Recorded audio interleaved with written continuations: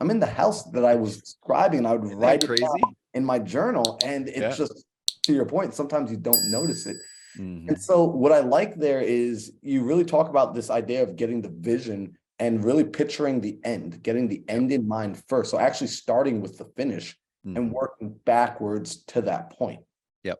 So if 100%. I recall correctly, that's like your first step. Like when you're looking at the entrepreneurial formula, that's the first thing that you really have people work on doing is just getting clarity on that vision, right? It is, man. Let me see if I can't pull this up because I think it'd be really valuable for those watching the video version of this to be able to look at this because I think this will bring it all into focus, everybody. So if you're listening to this, all into focus, everybody. So if you're listening to this on the audio, I'd encourage you to grab the show notes or wherever it is, click the link, go to Marlon's YouTube page so you guys and gals can see this because this here is what I call my entrepreneur freedom formula. And like I was saying there before, Marlon, as I sat down, I literally wrote this at a coffee shop across the street from the office, probably like 4 years ago. And the reason I did it is because part of my vision that I wrote years ago was 10 years ago. I wrote in 10 years, I will not be like working every single day running my businesses. And 20 years out at that time, and it still is now 20 years out, it was that I would own a portfolio of companies. I wouldn't be working in any of them, but I'd be mentoring the CEOs. I'd be helping to start companies, invest in companies that make real impact in the world, but I wouldn't have any deliverables in any of them. I'd be the coach, the mentor, doing mainly things I get energy from. And so when I sat down and started to sketch this out, I'm like, some of this is coming true in my life. How do I package this in a way where I could take this and I can start to hand this to the CEOs I'm working with someday? That I can start to, make this the model that we build everything off of. And then I want to go through and literally over the years, what my aim was then is I said, I want to figure out everything that I have done in order to make this work, to build a business of what I call freedom and impact. And I want every one of these little nodes to have a training and a framework that I can take and go, cool, you need to make a business strategy. Here it is. Like, here's the tools and here's my training on how to do it. And so that's what I've been doing the last couple of years. But where I was looking at it, like I talked, for me, the main three things in order to build an amazing business that I like. Now, this isn't going to be right for everybody, right? There's going to be people who are like, dude, I'm in the phase of life where it's all about money for me. And it's going to be this big money sign in the me. And that's it. That's optimized for money. You'll probably feel that for about 3 years. Okay. And then you're going to make some money. And they're going to feel empty. And that's how almost everyone starts. And so for me, long term, my goal always, Marlon, is I never want to retire, right? I never want to retire. And so I go, how do you then build a business that you never want to retire from? Well, you won't never want to retire from it because it gives you the freedom you want. You don't feel trapped by it. You can do what you want to do. You get to do the things that give you energy. You work with amazing people, and that business makes a real impact. Meaning, I'm going to show up to work every day because it's actually helping people, and this is my ministry as business, right? So then you go, what are the things that help to create that? For me, it starts with purpose, like you mentioned. I want to make sure there's purpose baked into the business. Next thing is, man, it's pretty darn stressful when you have a business that doesn't generate consistent profits, right? You can have all the purpose in the world, but dude, if it's this income roller coaster, you're stressed all the time. You really can't make the impact you want to make, and you have no freedom. And then the next part is energy and time, which is, we've got purpose. We built a business model that's consistently producing profits. I can count on it. But and now I've been able to buy back my energy and my time, right? And there's a few things here, and this will be really key on the visual side of it, guys. So go find the YouTube video if you're listening to the audio. Is you need to look at it then and go, well, what happens? I talked with my Epic group today, so it's our higher level program, and what I'm doing is I'm diagnosing where they are. Okay, what is their deficiency? Which one do they need more of in their business, right? And like you were saying, it all starts with vision. Okay, starts with purpose, ends with purpose, starts with vision. If we don't have the vision clear, everything else below that isn't really going to materialize intentionally. The business is just going to build whatever it wants to build versus what you want to build. Okay. And so I'll go, okay, so do you feel impactful work and you have consistent income, but your business owns you right now? You're just working your butt off, man. It feels good and you're making some really good money and you can count on it, but you're like, man, I'm working 60 hours a week and I'm just grounded to a pulp. I have no energy. Well, you're in the hustle and grind then. Okay. And the way that you get out of the hustle and grind is this node over here by buying back your energy and time. And there's certain processes and systems to do so. Okay. Over here, though, what if you're making good money and you have ample time? You're like, dude, I'm making good money. I figured out how to dial this in to 20 hours a week.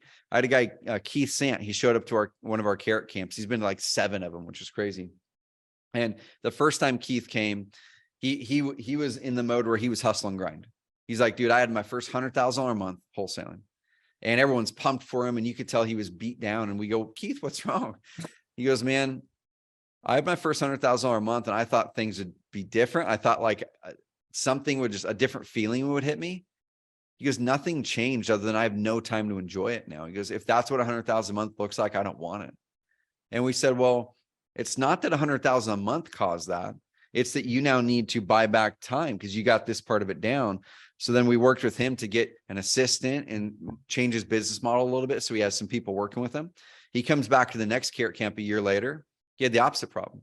He goes, dude, I'm still making great money. I love it. I'm working 10 hours a week now. And he's teaching stuff and and he's like, my biggest problem, he goes, I feel empty. I just feel empty. I feel like I don't feel like I'm motivated to do my work. I have no purpose. And so I worked with him on purpose at Carrot Camp and he's lit up now. And this is a 3-year cycle, Marlon. This is a 3-year cycle. You start here, you fuel that vision, you pour new fuel into that vision. You're excited. And that vision that business vision should be about 3 years out. Refresh your personal vision every year. Then you need to create a strategy that executes that vision. We've got processes on that. Build the evergreen marketing machine, add leverage to it, whatever.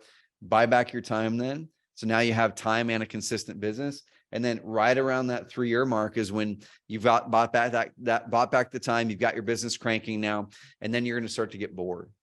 You're going to go, man, I feel empty. I feel bored. I'm going to get distracted and look at other opportunities. I feel burnt out maybe because you didn't solve this problem right here. And that's where people make the mistake of, they do one of 3 things. They sabotage themselves because it's painful, right? Because they've hit one of these pain lines. They've hit one of these pain lines, and usually hit them about every revenue number of 100,000, 300,000, a million, 3 million, 10. 10s and 3s are where the pain lines are. And every single one of those pain lines is a different solution. It's a different skill set you have to grow in as a leader. It's a different solve. It's a different level of delegation. Right here, you're delegating tasks. You cannot grow past the $300,000 mark if you can't delegate tasks. You're going to be stuck. Okay. You can't grow past about the $2 million mark if you can't build a team of leaders and delegate results. You can't build past the $10 million mark if you can't delegate success and build and hire real builders, executives who can build independently of you. And I've got stuck at every one of those levels, and you figure out how to fix it. But this is a 3-year thing, and I'll shut up and toss it back. Once you get to here and you've solved some of those, and now you go, okay, I either now need to refuel my vision because I ran out of fuel in my vision. I'm losing energy on it. I'm getting distracted. Refuel the vision another 3 years out to get excited about again. Elevate the strategy of your business. And then you go, cool, I got my vision updated. What's the new strategy? And then you go build the business machine and hire the right people for that next level of the business. See, Trevor, I love this. And actually the first time I think I heard you speak about this was in one of your truck talks where you're driving to work, you're in the truck and you're just, kind of letting your mind go. Yep. And what was so impactful for me was actually when you added that 3-year timeline. Yep. See, and I think a lot of people, it's natural that the comparison starts to begin when we're watching someone else's life and we're seeing other results. And we start to get timelines completely out of whack because we're comparing our chapter 7 to someone's chapter 70. Yep. And so when you said that 3-year time frame, I thought, wow, how many people need to know this? Because it's really interesting. We learn to be persistent. We learn to go at it and to chomp down and to not let go. And you actually say well, no, actually in about 3 years, you're going to need to essentially let go of the thing that got you here, the thing that got you to be successful and create a new vision. You're going, boredom is actually a natural part of this. You're going to grow out of that season and you can't hold on to it anymore, or else it will keep you trapped. And no matter how much financial success or how much that past success is, it won't really bleed into the future anymore. You've got to continue to change.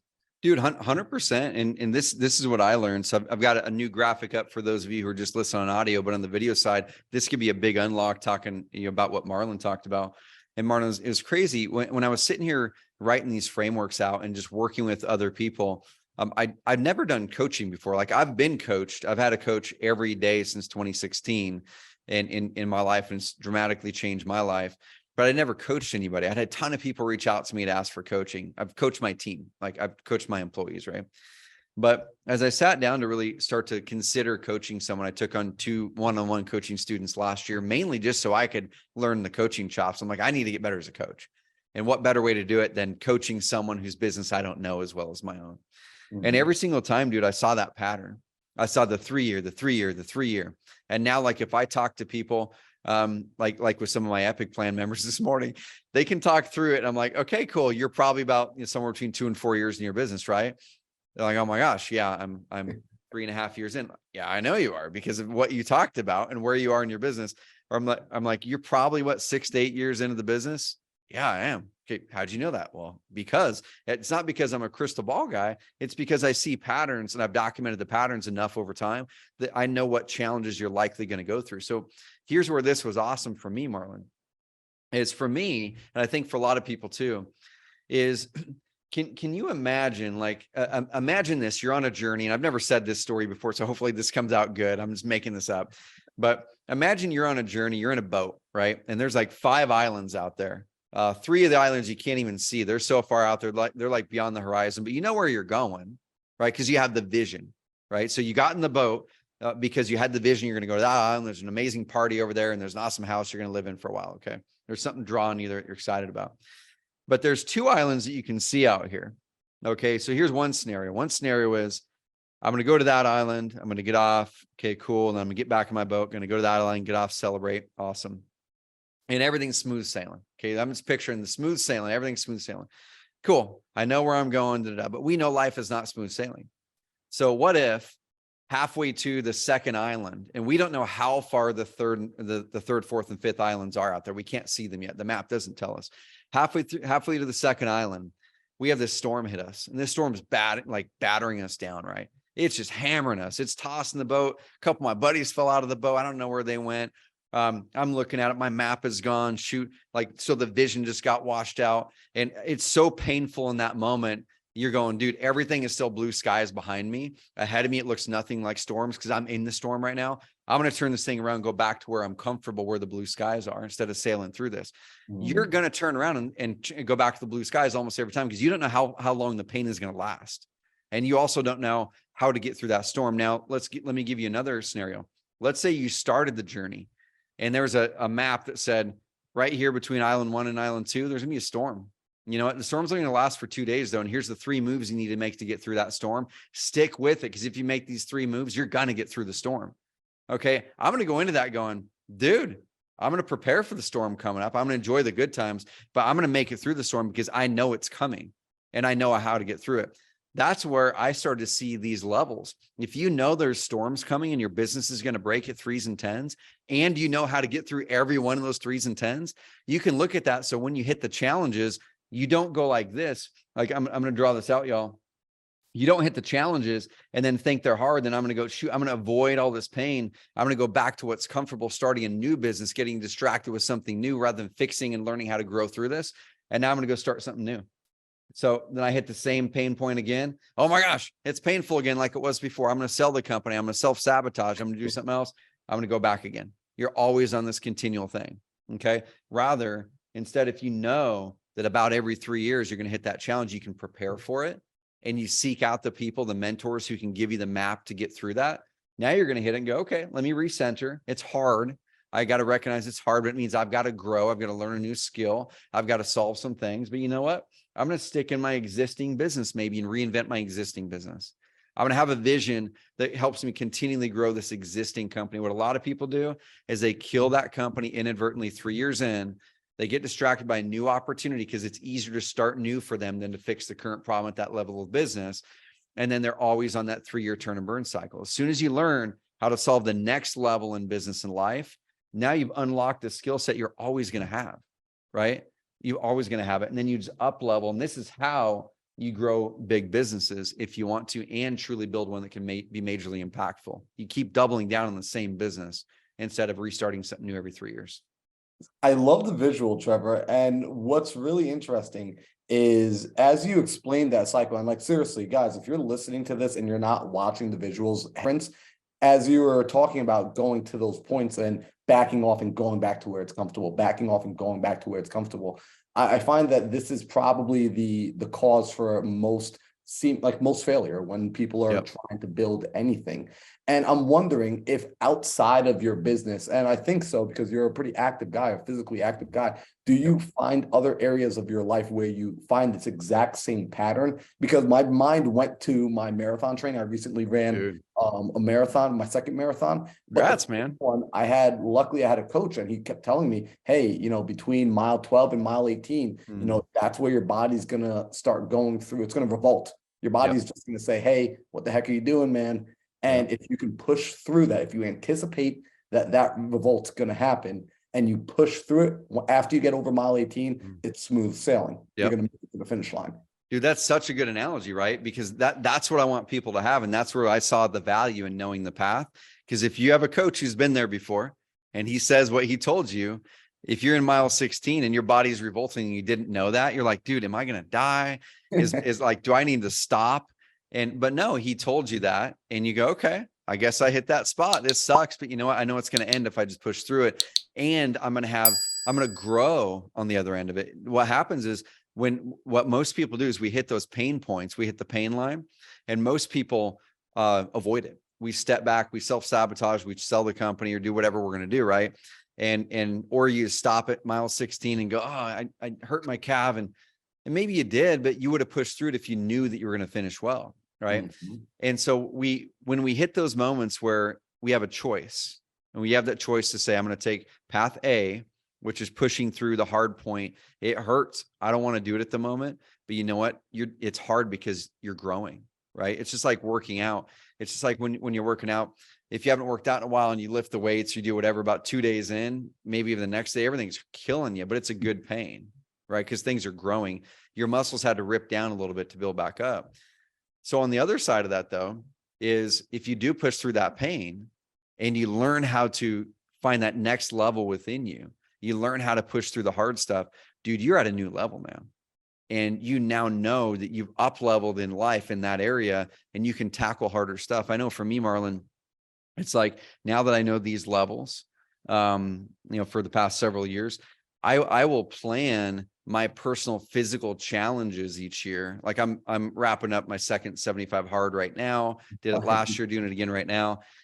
Because I knew coming into the year, there were going to be certain challenges that would require more of me as a husband, as a father, as a leader. And I go, okay, if I know that that's going to be hard, how do I make that hard not as hard? Well, you make that hard not as hard by intentionally doing really hard stuff elsewhere.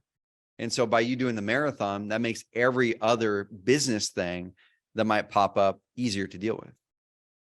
But if you're going home and sitting at the couch and you're making all of the easy decisions and there's no hard decisions, dude, as soon as that semi-hard thing comes up in your life or you're trying to build a business and the first real rejection comes up, you have a high chance of quitting because you haven't learned how to go through the hard stuff yet. Absolutely. And, I want to ask you this question because I'm always curious, on social media, we get to see each other's highlights, which I think we should share highlights. If you closed a deal, if you had success, absolutely share it. However, sometimes we don't get to see the downturns. My buddy, we call it the valley of death. We say you have to walk through the valley of death. There's no way to avoid it. The shortcut is go through it sooner. Like that's the shortcut, just get in there sooner. So for you along the journey, can you think of back to a moment where it maybe felt like a valley of death, but in hindsight, you now see, no, that was actually preparation for the next level? Oh my gosh, dude. So many. I mean, every one of those levels I was showing, there's probably one of those at each one of those levels. And I'll give a couple few that kind of relate to probably anyone at whatever phase of their business or life. So out of college, I gave myself a year to... I got $1 billion mindset steady.